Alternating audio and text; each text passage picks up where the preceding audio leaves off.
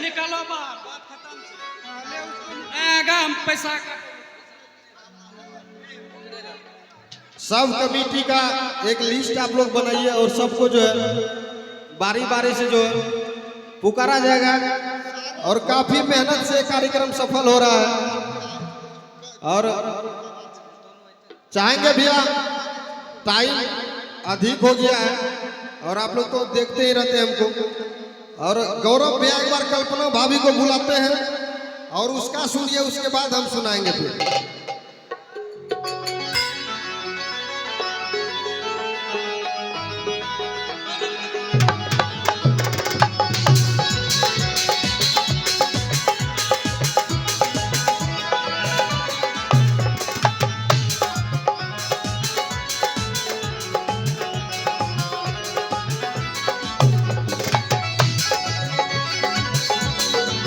Hello,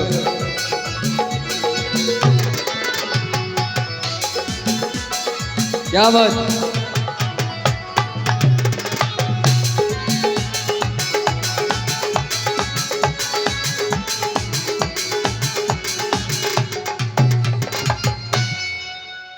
और चलिए बहुत बहुत धन्यवाद। और हमारे कमेटी के तरफ से आदेश आ रहे हैं वो दोनों जोड़ी को बुलाए जाए। हमारे बड़े भैया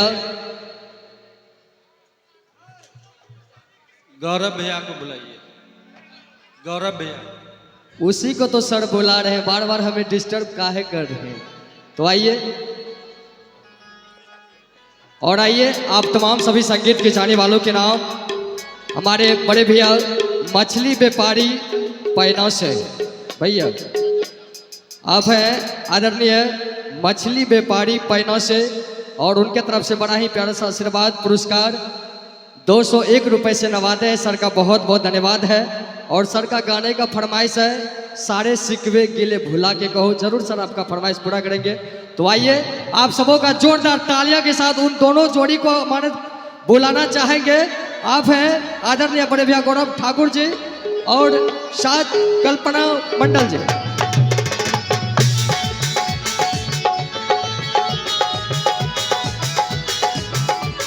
क्या बात।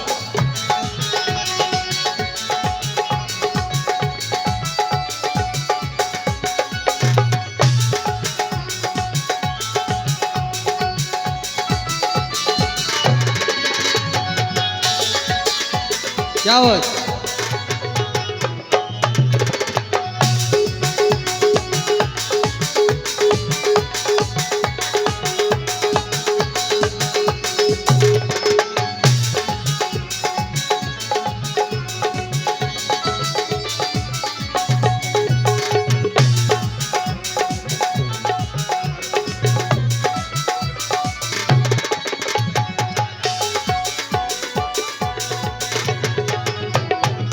हेलो भैया,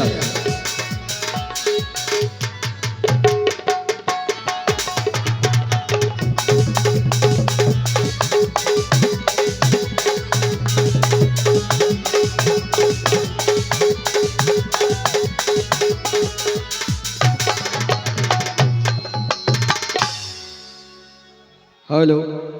और साथ ही साथ एक आवश्यक सूचना है, हमारे कलाकार के सिवा जो भी अतिरिक्त आदमी मंच पर है उन सबों से हाथ जोड़ करके विनती है सर आप लोग मंच को खाली कर दीजिए। आइए और चलते आप तमाम सभी संगीत के जाने वालों के नाम वही जोड़ी। एक माइक जिनके भी पास है वो माइक मंच तक पहुंचाने के प्रयास करें। एक माइक किनके पास है?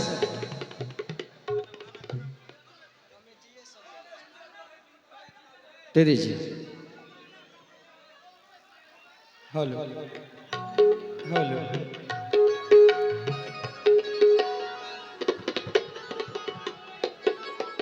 क्या बात। आइए और बढ़ाइए। हल हल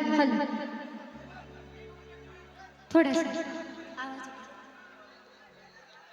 हल हाँ सीधा हल हल थोड़ा सा हल हल हल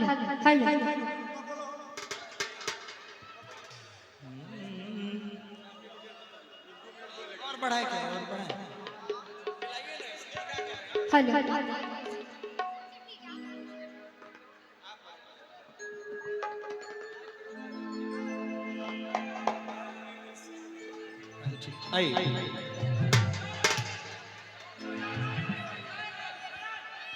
आइए थोड़ा सा व्यवस्था को नियंत्रित रखिए। अब क्या आप लोग आधे रात में मार कर रहे हैं?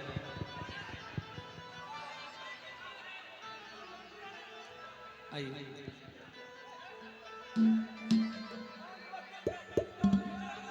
कि कहेंगे आपसे हम क्या। कहिए। अच्छा अब चलते हैं पैरे पैरे रोमांटिक गीत की तरफ। उस समय आए तो हमारा जो अपना था वो हम गाएंगे। अब कुछ हिंदी और कुछ भोजपुरी कुछ मैथिली मिक्स करके सुनाते हैं आपको। सबसे पहले इनसे कहेंगे क्या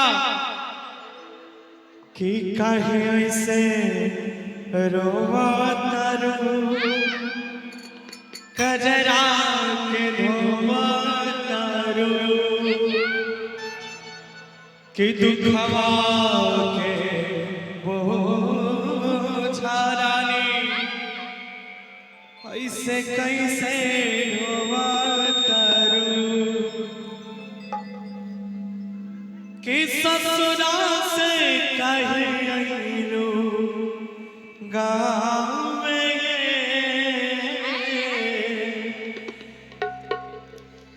कि अपना बारे में पिरवा कुछ ना बतावे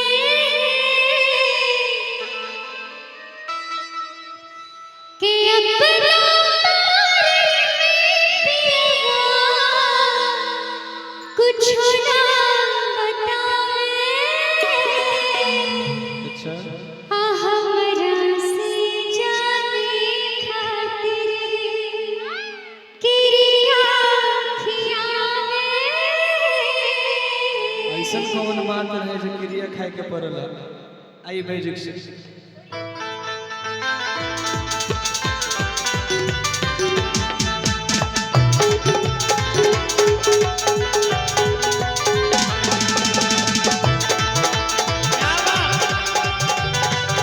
एक बार दो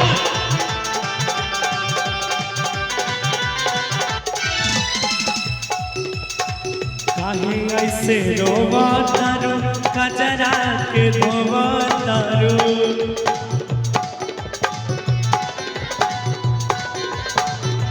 काहे ऐसे रोवा तारू कजरा के धोवा तारू दुखवा के बोझा दिल में झूठों के ढोवा तारू ससुर से कहे लू गावे ससुर से कहे लू गावे अपना बारे में पिरवा कुछ ना बतावे अपना बारे में पिरवा कुछ ना बतावे हमरा से जाने खातिर हमरा से जाने खातिर किरिया खियावे हमरा से जाने खातिर किरिया खियावे हमरा से जाने खातिर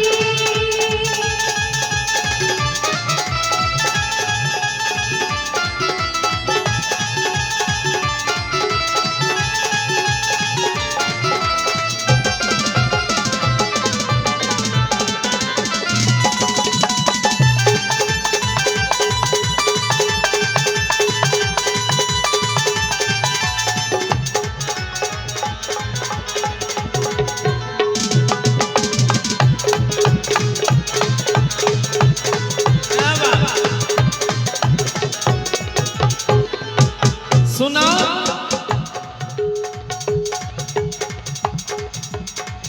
कोई हो प्यार तूता तू कुमार में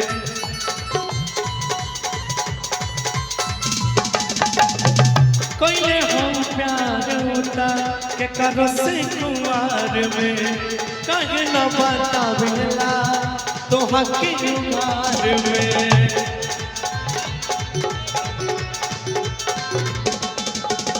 निक से करता पाला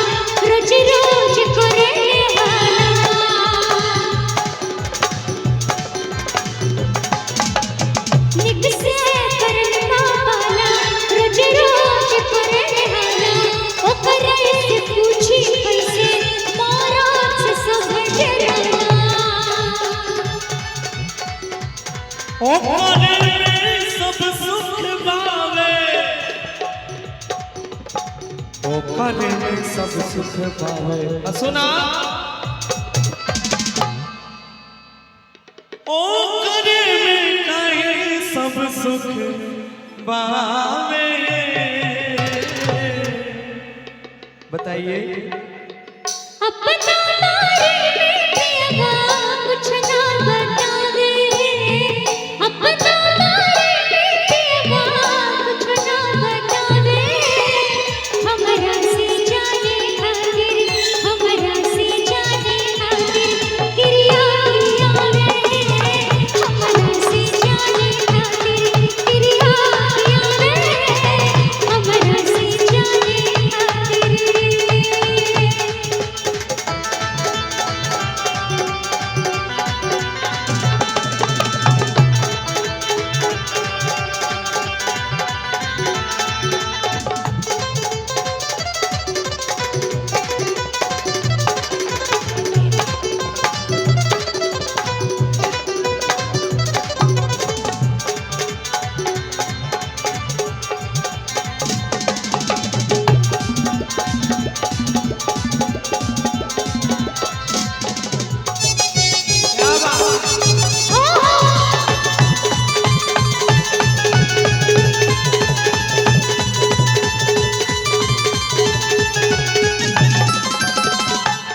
हम भावे बदल गए। एक दूसरे के कबल रही जान हो, बाकी पिया के मन भगवान हो।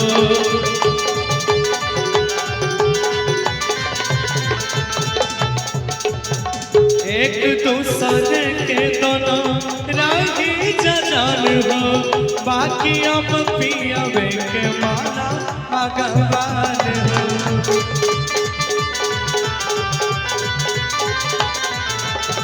कैसा न मिलन साजा, दिल में ताजा खम ताजा। हो कैसा न मिलन साजा, दिल में ताजा खम ताजा। पिया के बोली मोहर लगना खुश राजा। सुना कि जिंदगी तुमको ना हमारा नाम ये, कि अब जवन भाई तवन भाई, अब हमारा नाम है जिंदगी का था। अच्छा ठीक है बा, लेकिन कि अपना तारे में पिया कुछ ना बतावे, अपना तारे में पिया कुछ ना बतावे। हमरा से जाने खातिर, हमरा से जाने खातिर क्रिया किया रे, हमरा से जाने खातिर क्रिया किया रे, हमरा से जाने खातिर क्रिया किया रे, हमरा से जाने खातिर क्रिया किया रे, हमरा से जाने खातिर क्रिया किया रे, हमरा से